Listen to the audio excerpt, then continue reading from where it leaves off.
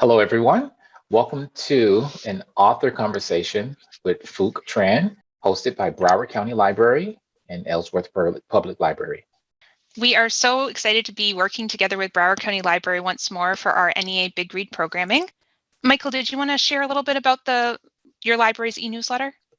Yes. Okay. Thank you, Abby. Yep. Once again, my name is Michael Bryant, and I am the Adult Services Coordinator with Broward County Library. I oversee all of the adult programs in Broward County.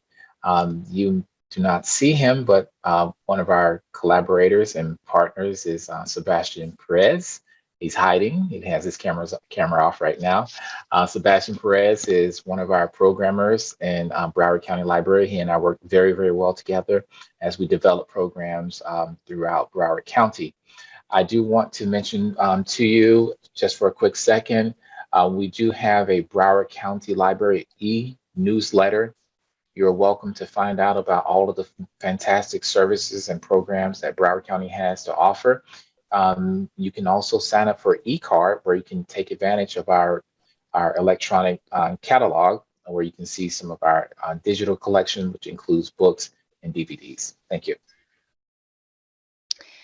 Thanks, Michael. And I just want to share a little bit about Ellsworth Public Library. I see some familiar names and faces in the audience, but for those of you who don't already know, Ellsworth Public Library is located in beautiful Down East Maine near Acadia National Park in Bar Harbor. It's a vibrant and essential community resource educating and inspiring the people we serve. And we are also doing our Big Read programming right now. We are very excited to partner with Maine Humanities Council, Lincoln Academy, and Erin Kingsbury, who is currently a Fulbright Scholar in Vietnam. And we'll be working with them this Saturday for a program called Cross Culture Connections. It's a panel discussion with students from Vietnam. So this is a really exciting and unique opportunity. It's going to be Saturday, April 16th at 10 o'clock. So everyone's welcome. And I think there's going to be a link in the chat at some point to sign up for that. We also will be recording that session. So if that time doesn't work for you, please feel free to check back and just watch the recording. And I'd like to now acknowledge some of our sponsors. We'd like to thank the NEA Big Read, which is a program of the National Endowment for the Arts in partnership with Arts Midwest and Ellsworth Public Library for helping to sponsor this program. In addition to that, we want to thank our sponsor, Broward Public Library Foundation. Broward Public Library Foundation is a 501c3 charitable organization incorporated in 1982, committed to enhancing the collections, programs, and services of the Broward County Library beyond the means of our public funding. Broward Public Library Foundation is a proud sponsor of the NEA Big Read program, striving to achieve a state of excellence throughout the county's family of libraries. Thanks so much, Michael. I'm just going to remove your spotlight and add one here. Okay, great. So it's my great pleasure to introduce Phuc Tran. Phuc Tran has been a high school Latin teacher for more than 20 years, while also simultaneously establishing himself as a highly sought-after tattooer in the Northeast. Tran graduated from Bard College in 1995 with a BA in Classics and received the Callanan Classics Prize. He taught Latin, Greek, and Sanskrit in New York at the Collegiate School and was an instructor at Brooklyn College's Summer Latin Institute. Most recently, he taught Latin, Greek, and German at the Waynflete School in Portland, Maine. His 2012 TEDx talk, Grammar, Identity, and the Dark Side of the Subjunctive, was featured on NPR's TED Radio Hour. His acclaimed memoir, Saigon, a misfits memoir of great books, punk rock, and the fight to fit in, received the 2020 New England Book Award for nonfiction and the 2021 Maine Literary Award for memoir. He tattoos and lives with his family in Portland, Maine.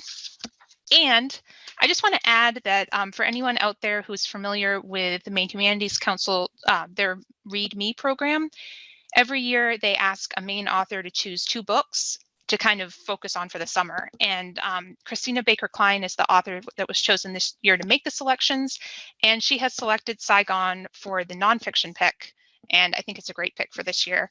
So I think Sebastian has put a link in the chat. Thank you, Sebastian. And that's kind of what's coming up for this book. I mean, among other things, I'm sure.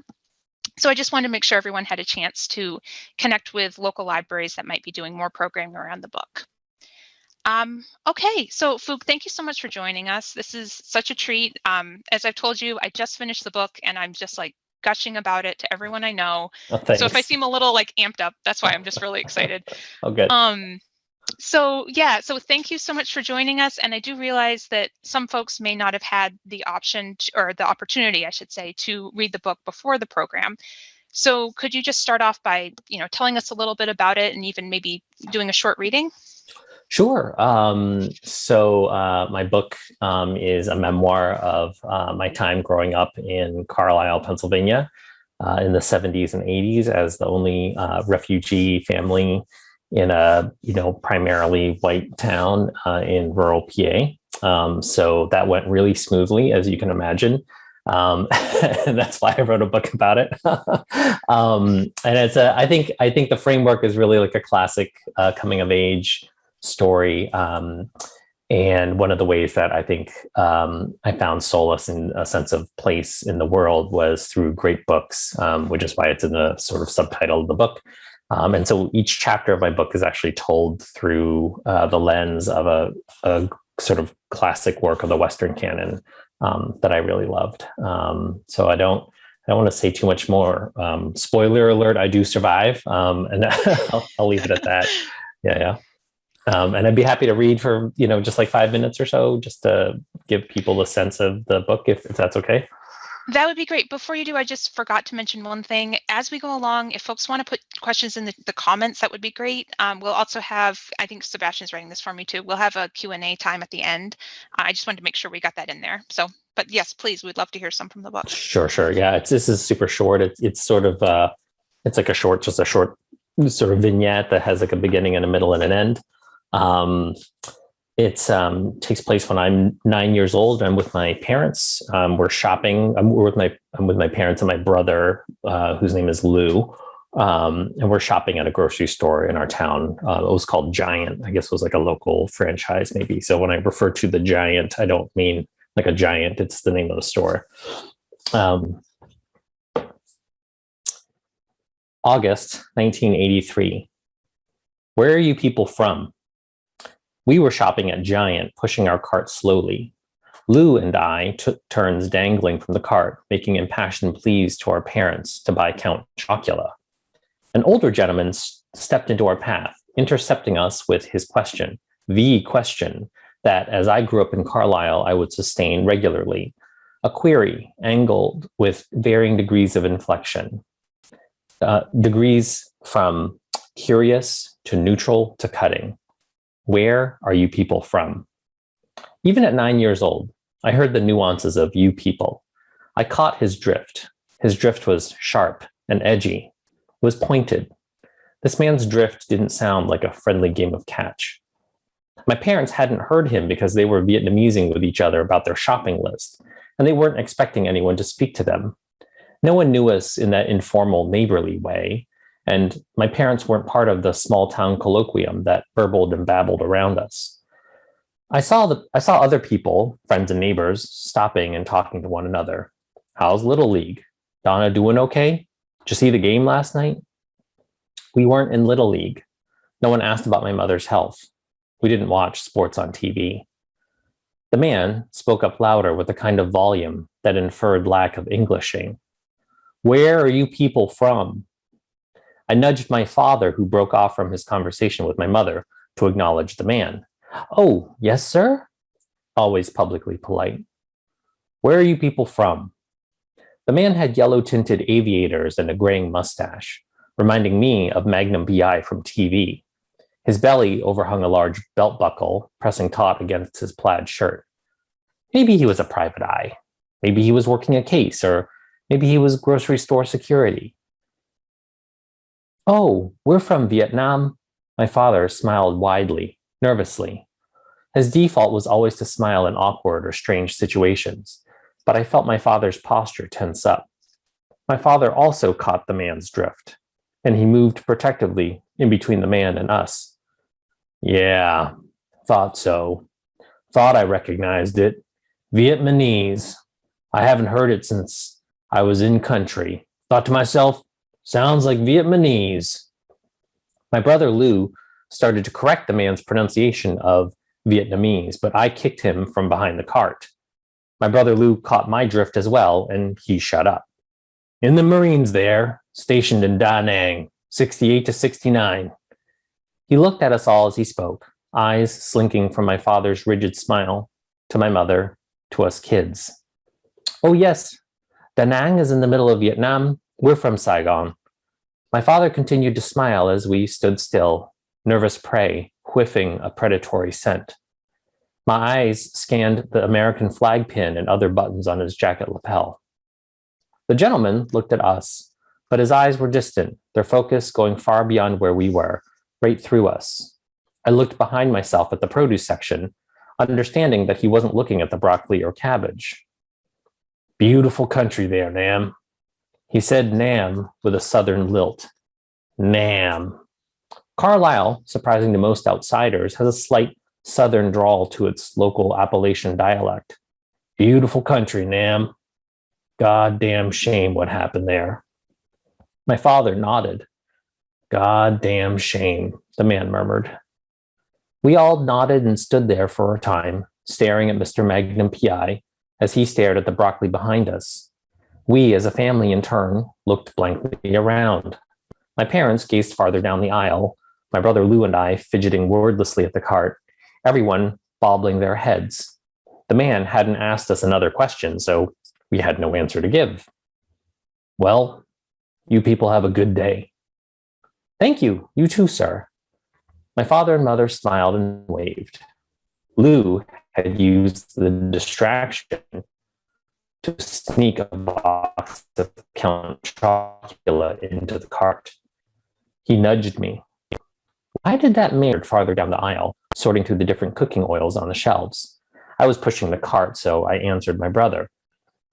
Oh, that's because the man fought in the Vietnam War. The metal grocery cart resumed its screechy circuit in between the aisles. Well, so? Well, we're from Vietnam. I said Vietnam the way the man had said it. Well, not me. I was born here in Carlisle. My brother Lou had a point. Well, that is true, but people are always going to ask you where you're from. But I'm from Pennsylvania, spoken like the future lawyer he would be. It's true. You were born here, but it won't make sense to people. They'll still ask you where you're from, and they mean mom and dad and me, your family, where we're from.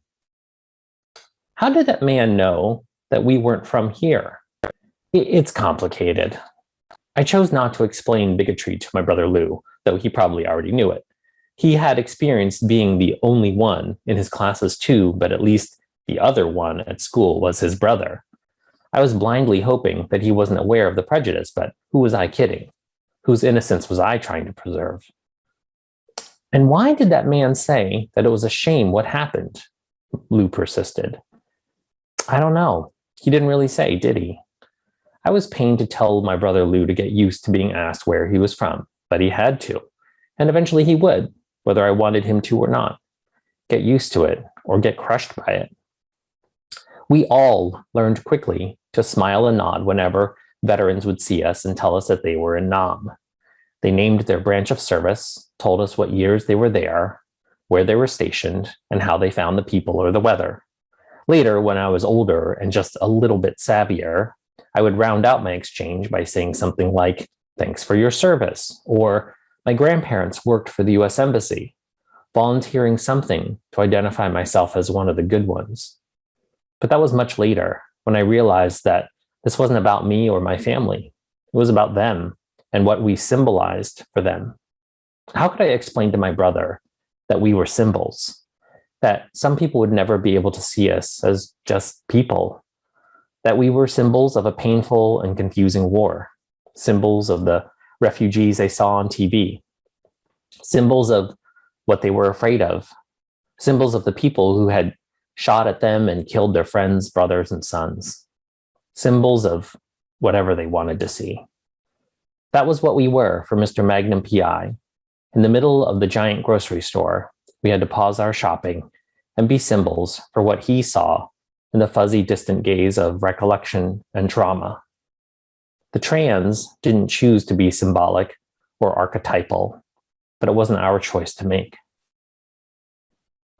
So I'll stop there. Thank you. That was really nice. Okay, so I have a bunch of questions. I want to start off with, I'll just say, I feel like you're able to remember conversations and situations from your childhood with an amazing amount of detail and clarity. That's just one example, but there's so many others in the book that it feels so real and present. And so I'm just wondering how you were able to do that as a writer. Did you keep journals when you were a kid? When you decided to kind of start this journey writing this book, did you speak with family members to try to reconstruct some of those memories, or maybe you have another method? It's definitely, when they call it creative nonfiction, like the dialogue is definitely the creative part. So I didn't keep a journal, and some of the events are what I call sort of like composite events, that they're sort of like this amalgamation of something that happened all the time. I think I think I've said before that I would definitely put my hand on a sacred text, the Bible, Quran, whatever, what have you. I would definitely put my hand on a Bible and swear that events happened. But I would never swear to the dialogue that happened. I like to kind of think that like the events are sort of like the bricks of the edifice, as it were, the facade or the building, as it were, the structure. And that the dialogue is the mortar, it kind of holds the event together. But, I definitely, the dialogue at least is definitely reconstructed or sort of, fabricated to kind of move the scene along and allows me to kind of, tint and play with sort of the tensions in the scene.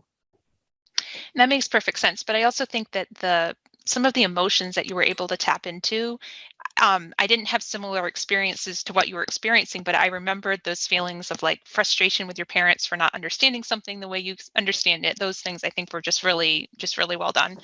Oh, thank you. Thank you.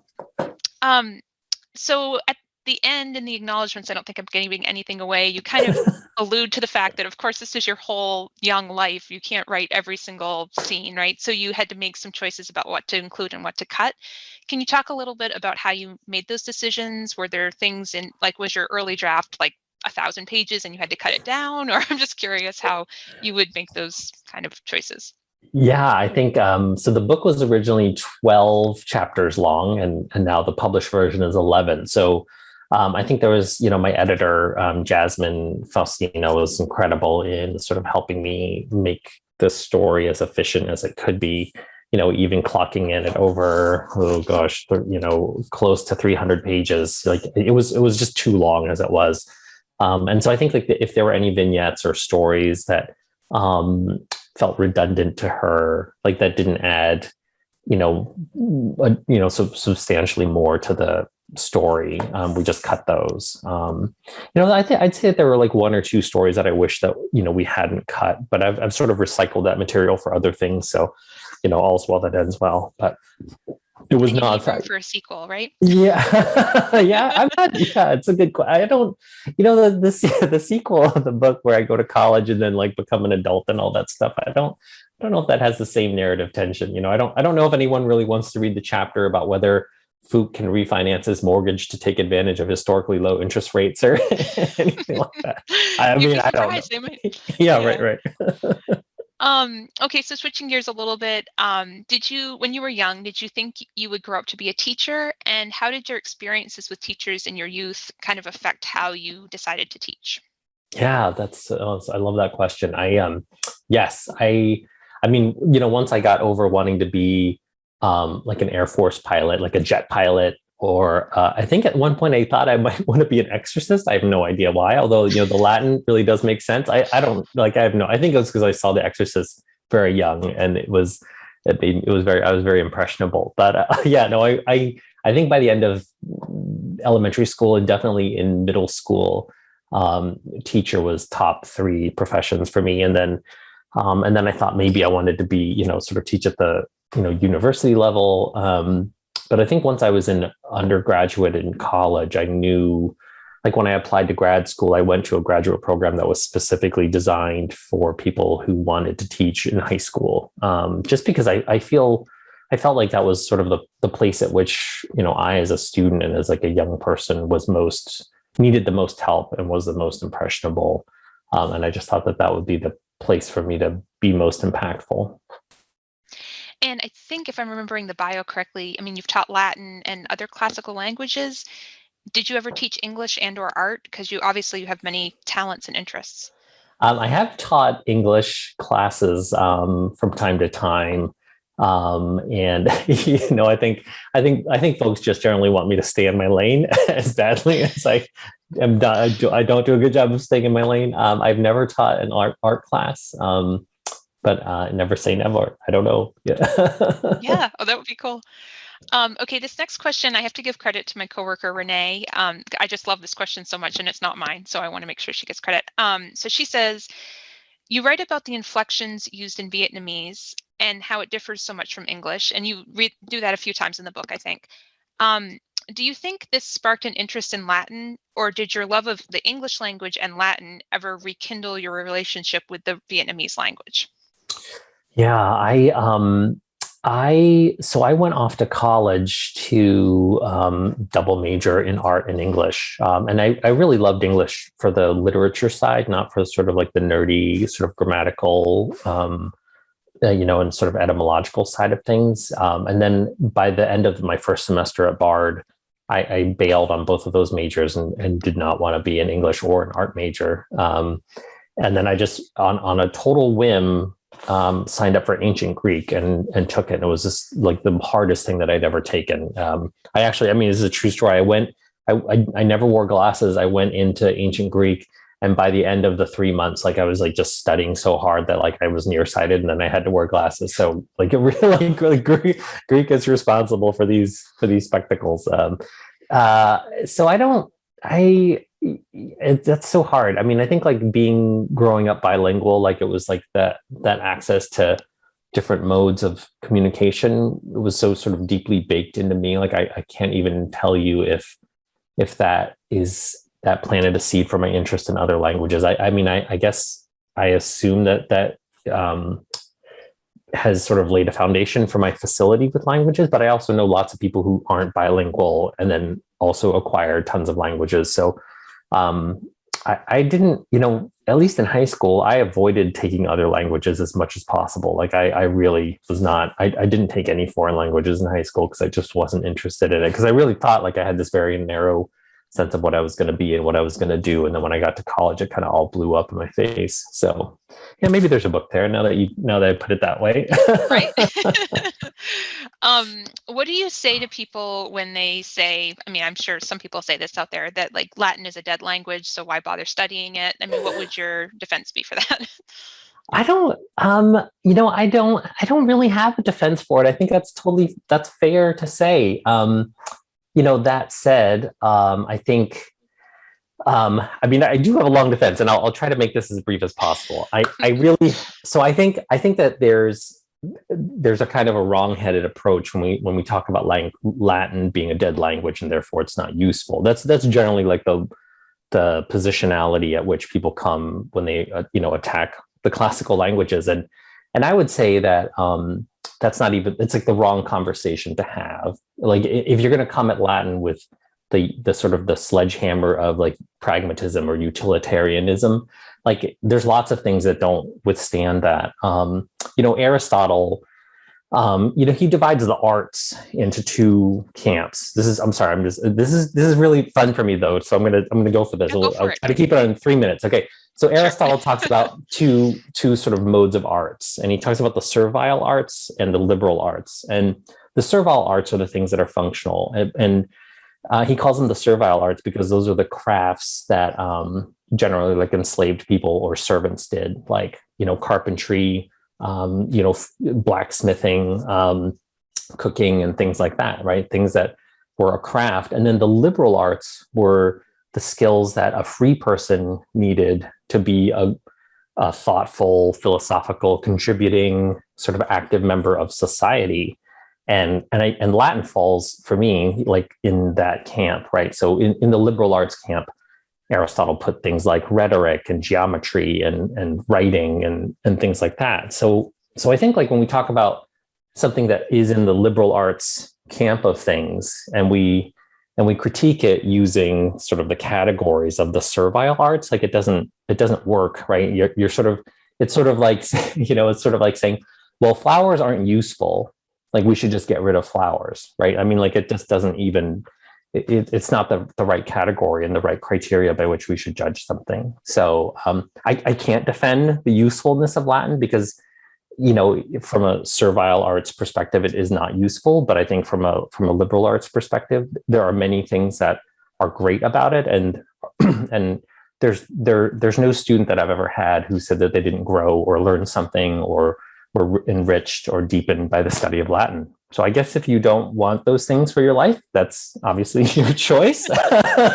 But, yeah. No, that's a great answer. Okay, switching gears again. I'm a little all over the place here, but in the chapter entitled Pygmalion, you talk about the power of music to connect people. And for those who have read the book, not to give any spoilers, but I'm talking about like trading mixtapes and trying to kind of broaden a musical awareness and appreciation by talking with friends, I guess. So I'm just wondering, I know this is kind of a big, broad question, but the music industry, as we all know, has changed so much since the day of mixtapes. You even referred later in the book about CDs and like which bands are on the radio. But as we know now, with the internet and streaming, it's like a completely different animal.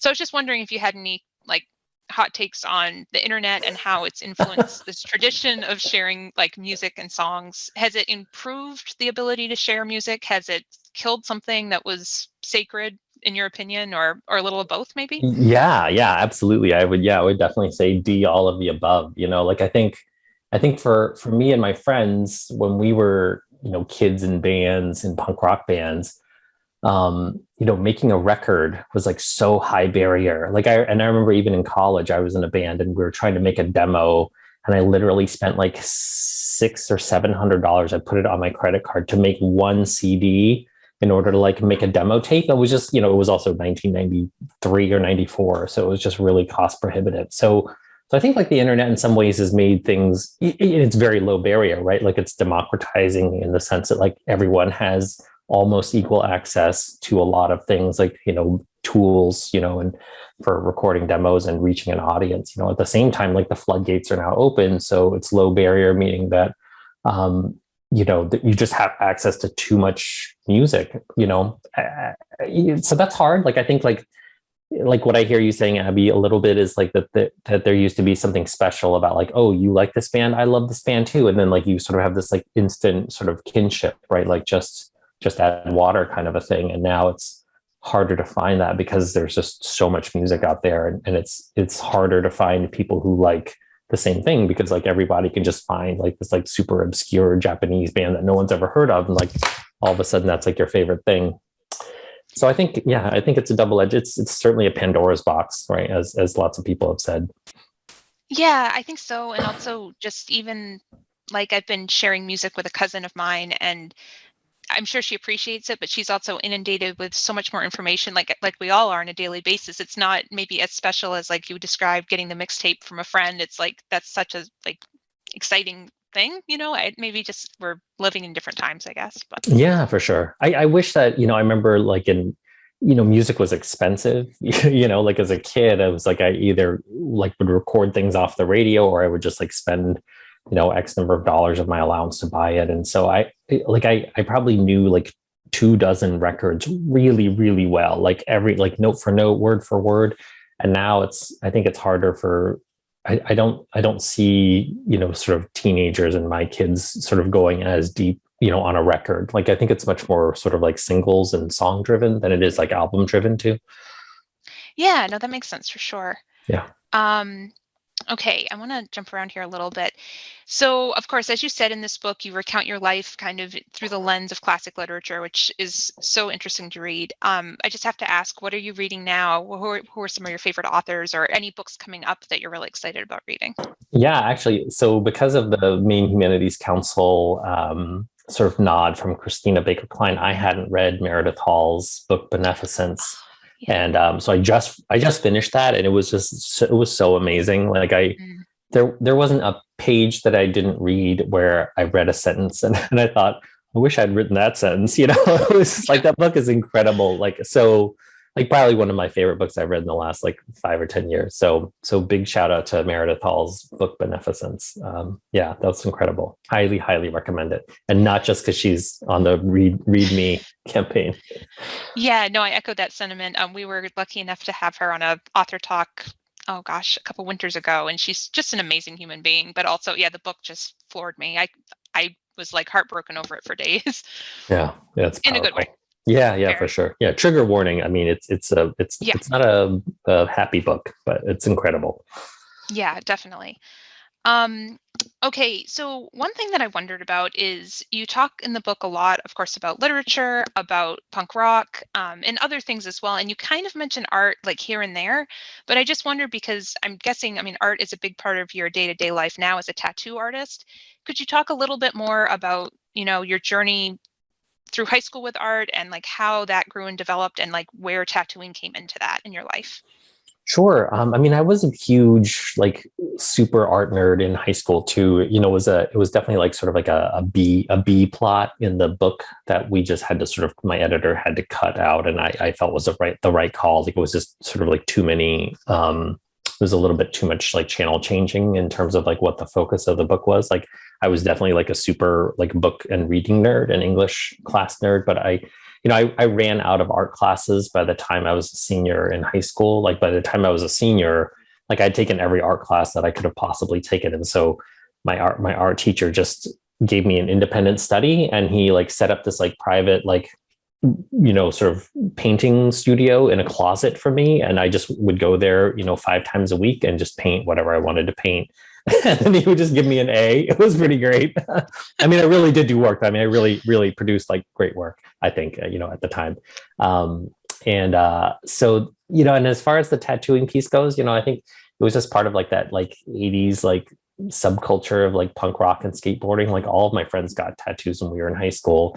I didn't, because it was cost prohibitive. And also I saw that like the guy, in my town who was doing tattoos, not even in my town, like 2 towns away, it just wasn't good work. And I just thought, oh, like, even as a 16-year-old, I was like, I don't think that's not what I want right now. So, yeah.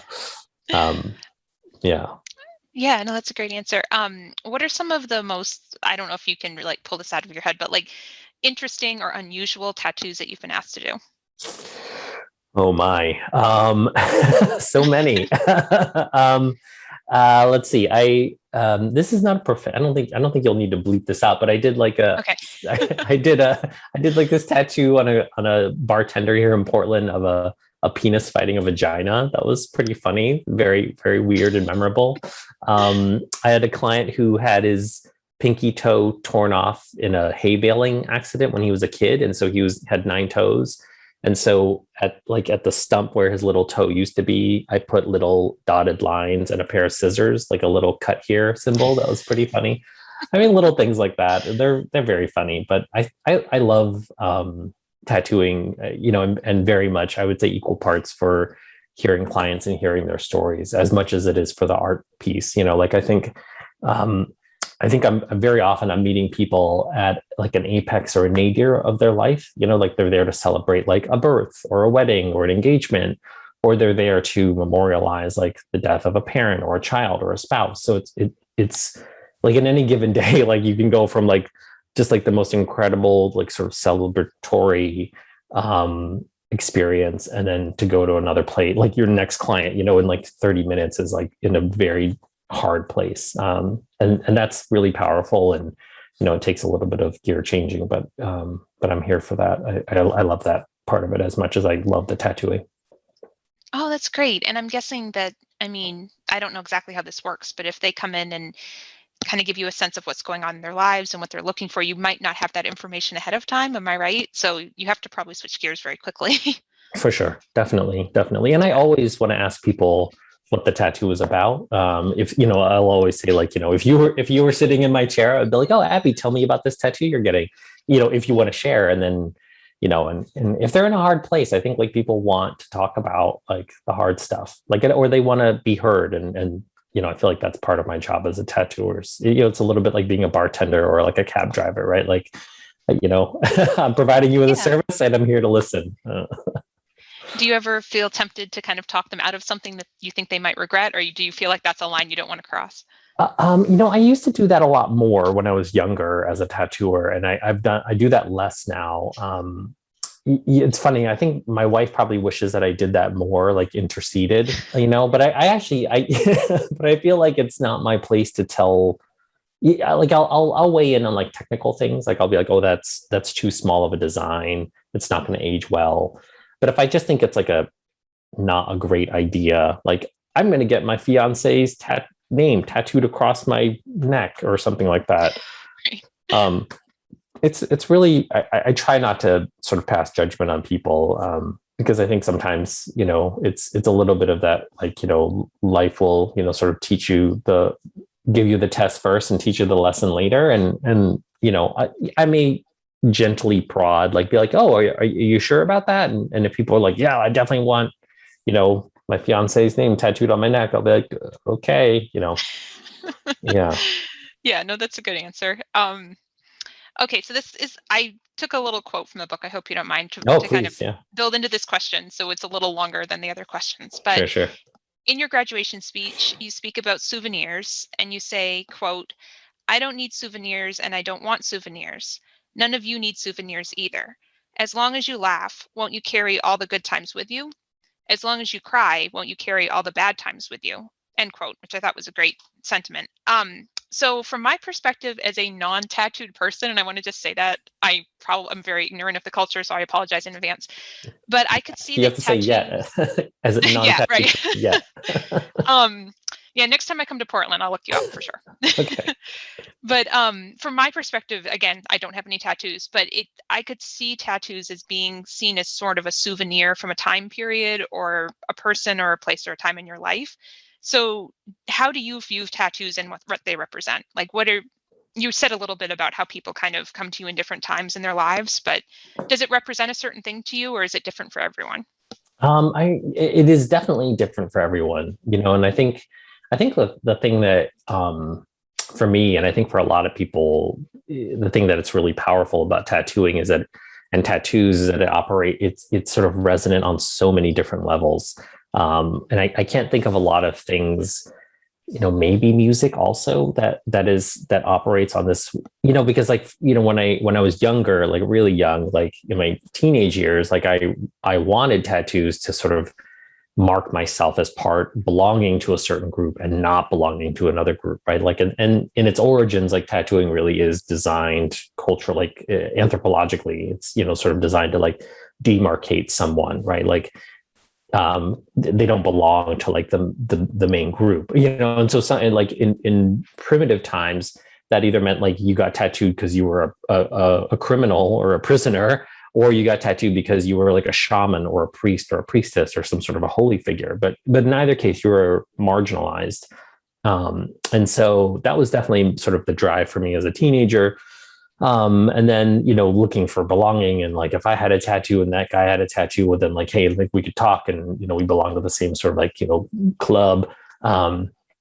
But then also there's like an aesthetic piece to it. Like I just love how my tattoos look, and I collect them from different artists. So there's like an aesthetic layer to it. And then there's like the sort of memento layer to it, right? That I look at every tattoo that I have, and I can totally remember like where I was living, how much rent I was paying, like what I was going through in my life at the time. So I think unintentionally, like for me, like it definitely, yeah, every tattoo is a is a souvenir for sure. But it wasn't the intent, but it certainly, you can't avoid looking at your tattoos and remembering like exactly like who you were and where you were in your life, for sure.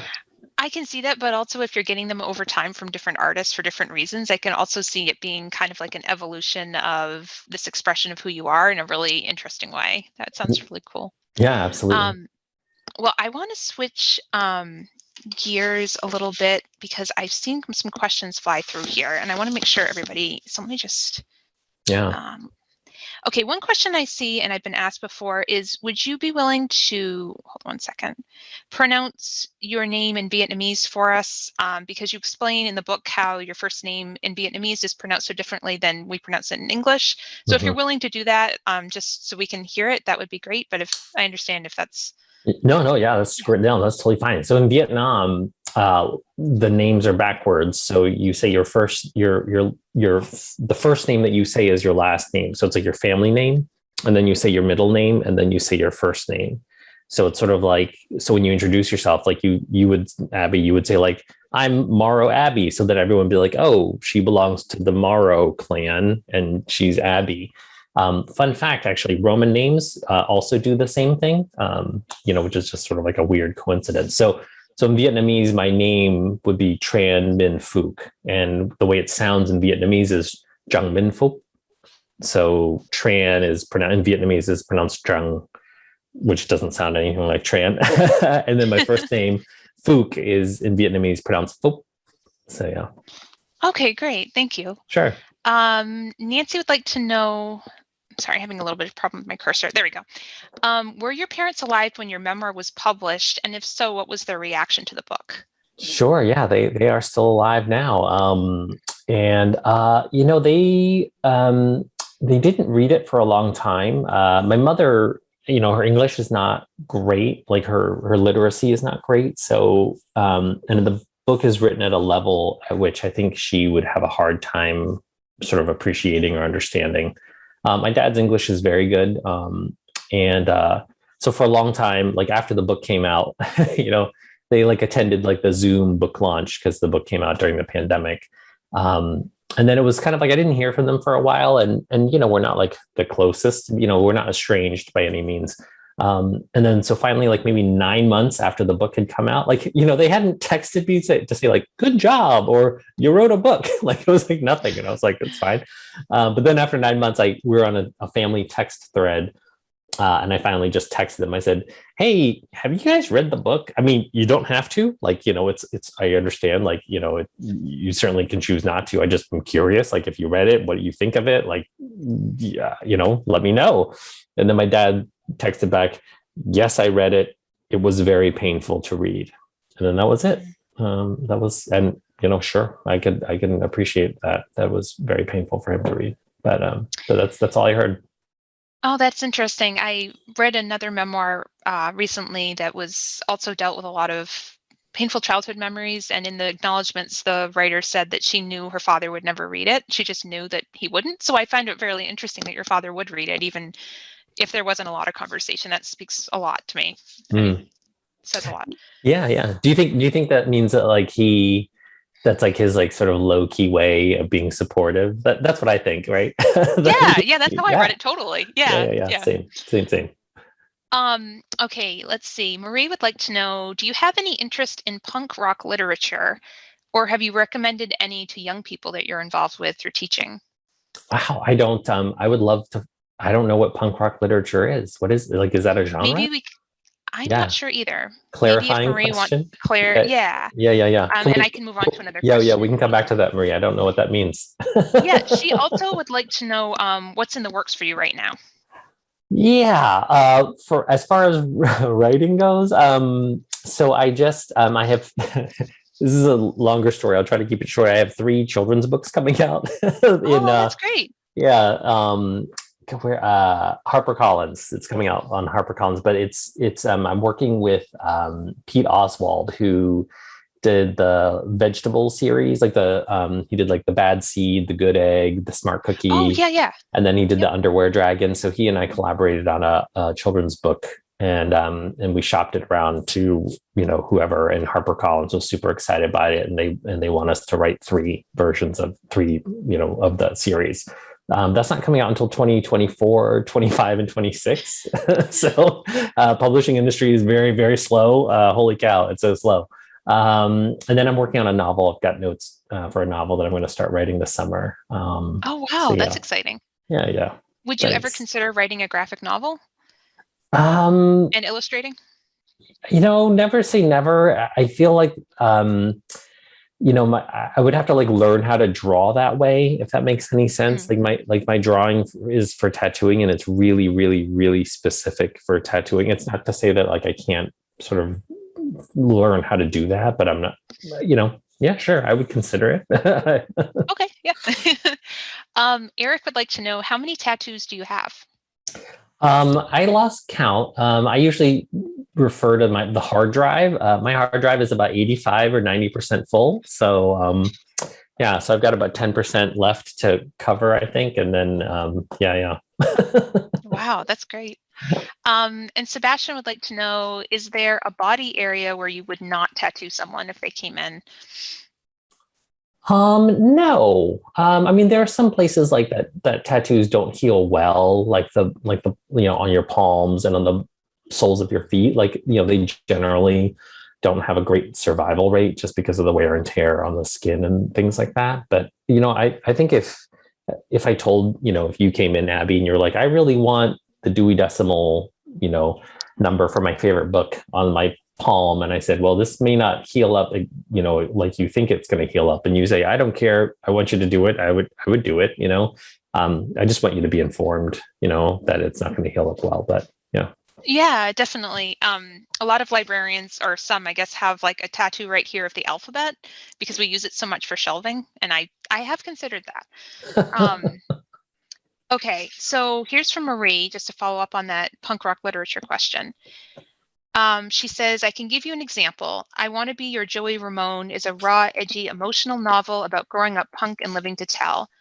The Clash, Social Distortion, Dead Kennedys, Patti Smith, The Ramones, From Black Flag to Alice Bag. This book takes a look at the intersection of music and identity. Oh, I don't even know that book, so I want to check that out. But is there a genre? Like, that's so interesting.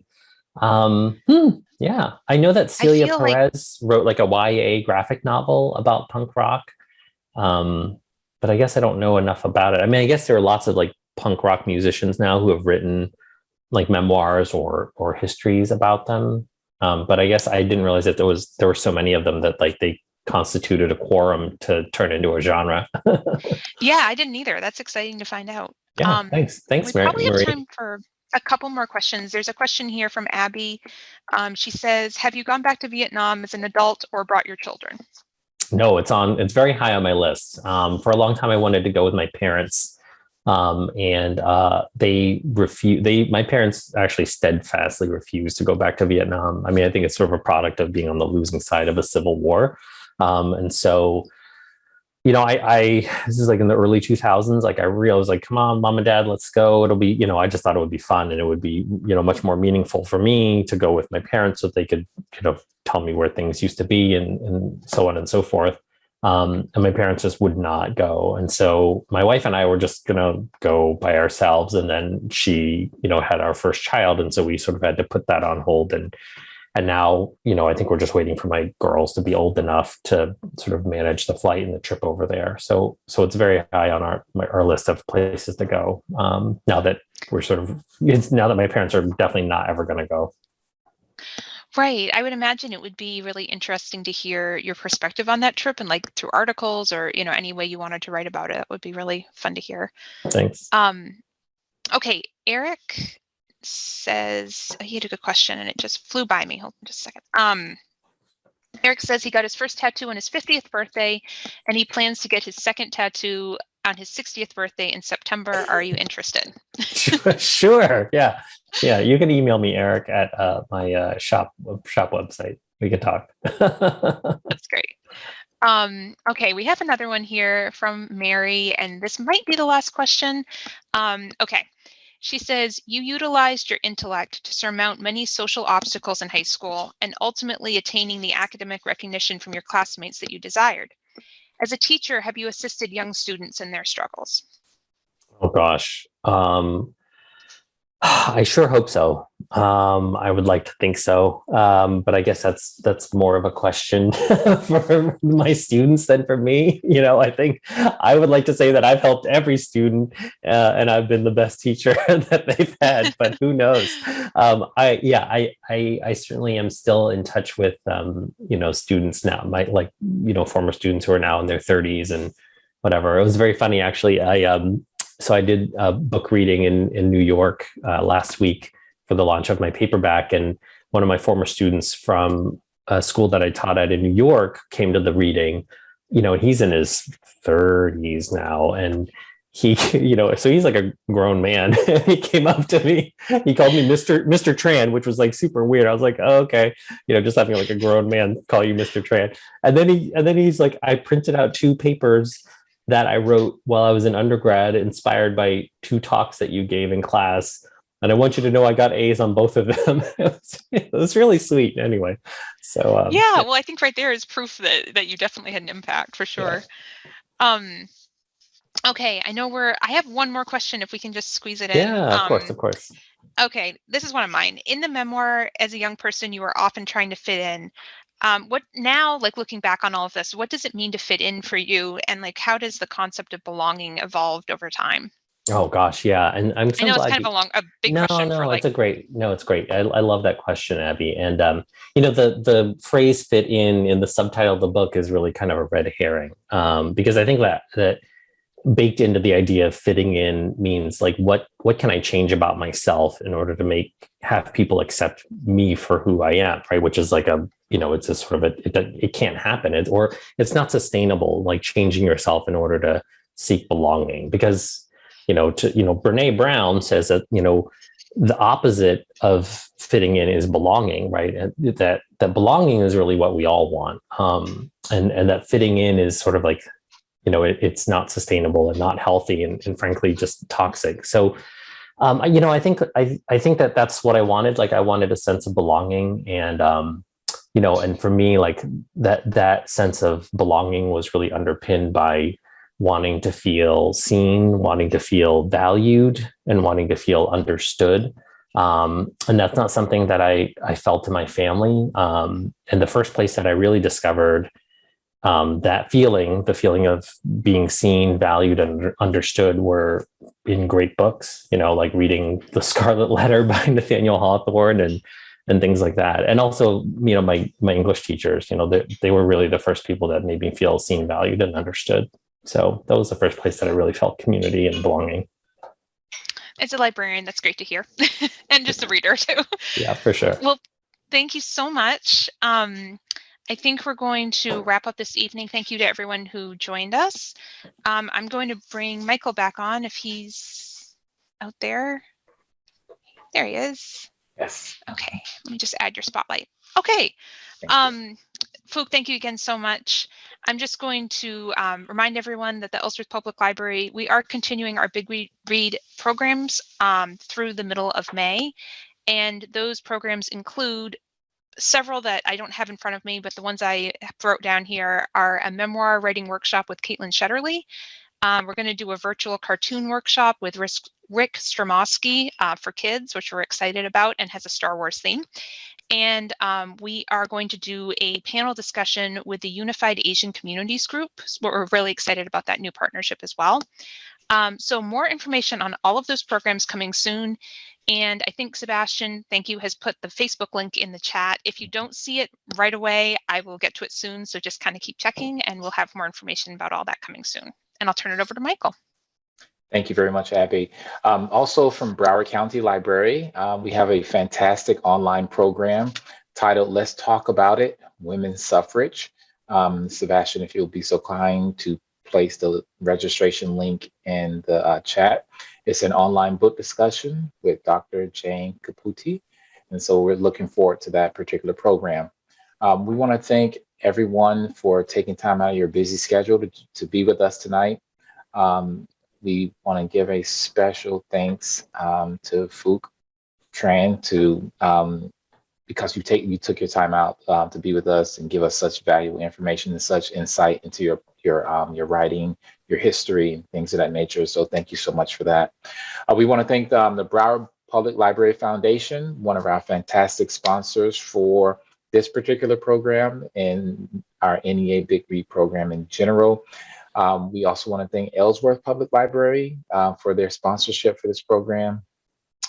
Thank you to Abby for her fantastic leadership for planning and implementing the program tonight. So thank you very much, Abby. And thank you so much, Michael. Without your initiative to connect the Ellsworth Public Library with Broward County Library, we would not be doing this in this way this evening. And I've really enjoyed working with you. And I've learned so much about the Big Read and just being a librarian from you. So I really appreciate it. I also want to thank Sarah Levitt, who helped us book the event, and the NEA Big Read Arts Midwest for sponsoring these programs.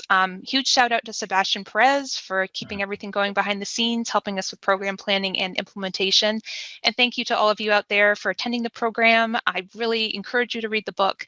If you're in the Ellsworth area, we do have free copies of the book to give away. If you're anywhere, definitely go buy the book, support local independent bookstores. I don't know what you have down there in Florida, but we have Bookstacks in Bucksport. We have Blue Hill Books in Blue Hill. Sherman's in Bar Harbor, anywhere I'm sure can order it if they don't already have it. And I'll turn it back over to you for the survey link, Michael. Thank you. Thank you very much. One of the best ways for you to let us know what you want us to do, what programs you want us to provide you, what service you want us to bring to you, is to complete this short survey. Sebastian will put the survey in the chat box.